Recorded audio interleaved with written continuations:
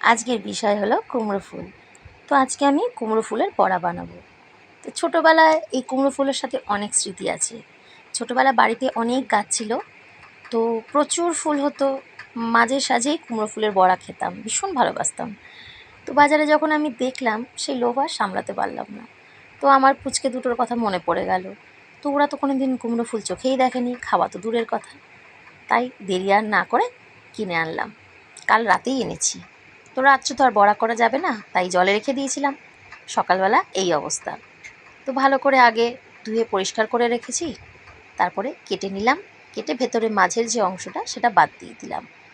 আর কুমড়ো ফুলের মধ্যে একটু পিঁপড়েও থাকে, তো একটু জলে ভিজিয়ে রাখলে ভালো হয়, ধুয়ে পরিষ্কার করতে সুবিধা হয়। তো ভালো করে আগে আমি সমস্ত ভেতরের অংশগুলো কেটে ফেলে দিলাম, দিয়ে একটু বেশিক্ষণ জলের মধ্যে রেখে একটু হালকা করে ধুয়ে নিলেই একদম পরিষ্কার। খুলে একটু পরিষ্কার করতে হয়, কারণ এই সময় কুমড়ো ফুলে বা যে কোনো ফুলে, হলুদ ফুলে বেশি হয় আর কি, ছোটো ছোটো সবুজ সবুজ পোকা আসে। তো সেইগুলোকে একটুখানি বাদ দিতে হবে। তো সেইভাবেই পরিষ্কার করতে হবে। আর এই যে ফুলটা দেখছো, এই ফুলটা কালকে আমি যখন এনেছিলাম তখন কুঁড়ি ছিল। তো কুঁড়ি অবস্থায় এনে ভাবিনি যে এটা ফুটে যাবে, ভেবেছিলাম ফুটবে না, তবুও সাহস করে এটা নিয়েছিল। আর আগের ফুলটা ওটা ফোটা ফুল ছিল, তো ওটা তো শুকিয়ে গেছে। যাই হোক, শুকিয়ে গেলেও খেতে খারাপ লাগবে না, ভালোই লাগবে। তো ভাজার পর তো আর শুকনো আর টাটকা কিছু বোঝা যাবে না। তো তাই সব একসাথে ভালো করে ছাড়িয়ে পরিষ্কার করে নিয়ে বাটির মধ্যে রেখে দিয়েছি। এরপরে আমার পালা হচ্ছে এটাকে যে ব্যাটারে আমি ডোবাবো সেটা তৈরি করতে হবে।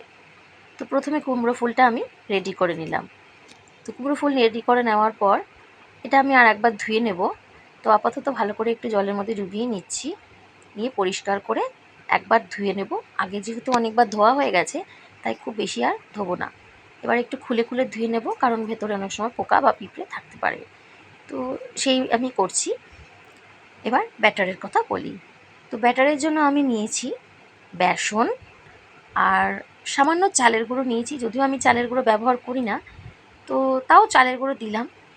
আর চালের গুঁড়ো নিয়েছি, আর নুন, হলুদ, যদি পছন্দ হয় তো লঙ্কার গুঁড়ো। তো আমি যেহেতু বাচ্চাদের খাওয়াবো, তাই আমি লঙ্কার গুঁড়ো এখানে দেইনি।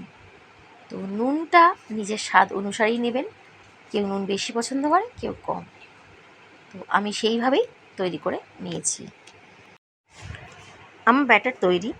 এবার কড়াইটা গরম করে নিয়েছি, নিয়ে তাতে সাদা তেল দিয়ে দিলাম। তো তোমরা দেখতেই পাচ্ছ, তেলটা যেহেতু আমি একটু হালকা করে দিয়েছি আর কড়াইটা গরম হয়েছিল, তো তেলটা গরম হয়ে গেছে। এবার আমি এক এক করে ব্যাটার থেকে কুমড়ো ফুলগুলো তেলের মধ্যে দিয়ে দিচ্ছি।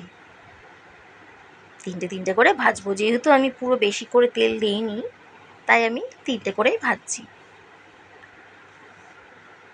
একটু হালকা করে ভাজতে হবে, হালকা লাল লাল মতো ভেজে নিয়ে উল্টে দেব। দুটো পিঠে হালকা লাল করে ভাজতে হবে। খেতে কিন্তু খুব সুন্দর হয়, খুব মানে সুস্বাদু বলতে পারো। যারা এখনও অবধি খাওনি তারা এটা অবশ্যই বাড়িতে ট্রাই করো, খুব ভালো লাগবে। আমার তো খুব ভালো লাগে, তাই আশা করলাম তোমরাও বাড়িতে ট্রাই করো। আর যারা কুমড়ো ফুলের বড়া খাও তারা তো জানোই, তাদের কাছে ব্যাপারটা নতুন নয়, তারা তো খুব ভালো তাদের তো খুব ভালো লাগবে এই রেসিপিটা, তাদের জন্য যারা এখনও অবধি খেয়ে দেখোনি। তো এই রেসিপিটা আমি আমার মেয়েদের জন্য শেয়ার করলাম, ওদের তো খুব ভালো লেগেছে খেতে। এবার তোমাদের পালা, যারা এখনও খেয়ে দেখোনি। তাহলে আর দেরি কিসের? বাজারে কিন্তু এখন অনেক কুমড়ো ফুল মানে রোজই চোখে পড়ে। তো তোমরাও বাজারে গিয়ে কুমড়ো ফুল নিয়ে এসো, আর গরম গরম ভাজো, আর খেয়ে দেখো। অবশ্যই কমেন্ট করে জানাবে তোমাদের এই রেসিপিটা কেমন লাগলো। আর যারা জানো তাদের তো কাছে নতুন নয়, তাই তাদের জন্য আর কিছু বললাম না। এবার আমি ভাজতে থাকি। ভাজা কমপ্লিট হয়ে গেলে বাচ্চাদের কাছে নিয়ে যাব তাদের রিয়াকশানটা দেখার জন্য। তাহলে নেক্সট ভিডিওর জন্য অপেক্ষা করো। অবশ্যই দেখা হবে পরের ভিডিওর জন্য। এখন তবে চলি, টাটা।